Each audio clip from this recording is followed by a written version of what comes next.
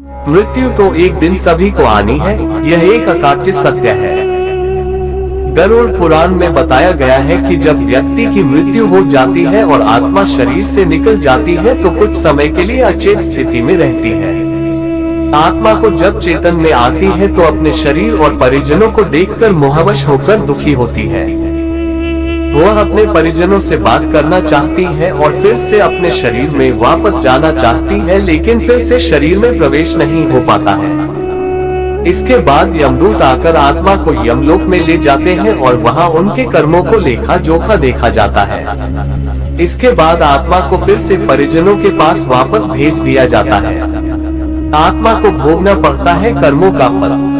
कठोपनिषद से लेकर गरुड़ पुराण में बताया जाता है कि मृत्यु के पश्चात सबसे पहले हर मनुष्य प्रेत योनि में जाता है। इस योनि में परिजनों द्वारा पिंडदान को खाते हैं और दिए गए जल को ही पीते हैं। फिर 13 दिन तक क्रियाकर्म से जुड़े अंतिम संस्कार के बाद आत्मा को अंगुष्ठ मात्र यानी अंगूठे के समान जितना बड़ा सूक्ष्म शरीर प्राप्त होता है। यह वही शरीर होता है जिसमें मानव जीवन के किए गए कर्मों का फल मृतक भोगता है। इसी अंगूठे के समान सूक्ष्म शरीर को यम के दूत 13वें दिन यमपास में बांधकर यम मार्ग पर ले जाते हैं। यम मार्ग काफी कठिन होती है और इसी मार्ग पर व्यक्ति को उनके कर्मों के फल प्राप्त होता है। आत्मा 12 महीने में 16 नगरों और कई नरकों को पार करके यमलोक में पहुंचती है। सभी जीव जाते हैं प्रेत योनि में।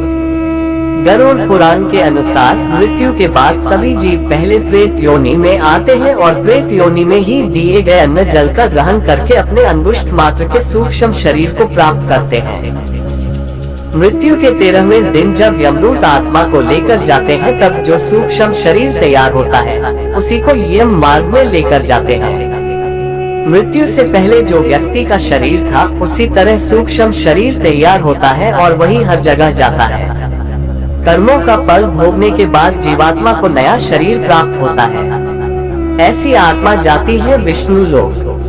गरुड़ पुराण में बताया गया है कि जो लोग पुण्यात्मा होते हैं केवल उन्हीं लोगों को विष्णु भगवान के दूत विष्णु लोक में लेकर जाते हैं। ऐसी आत्माओं को प्रेत योनि में जाना नहीं पड़ता।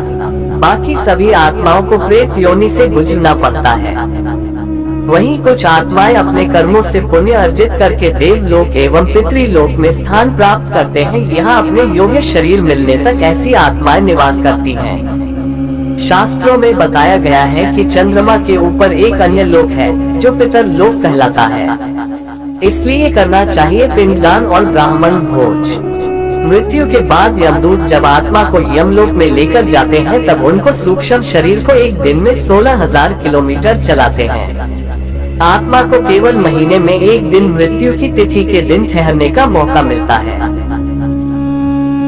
गरुड़ पुराण के अनुसार मृत्यु तिथि पर व्यक्ति की मृत्यु के बाद पूरे 1 साल तक अन्न जल का दान, ब्राह्मण भोज और तर्पण विधि करनी चाहिए। ऐसा करने से यमदूतों और आत्मा को बल मिलता है जिससे उनको आगे का सफर तय करने की शक्ति मिलती है।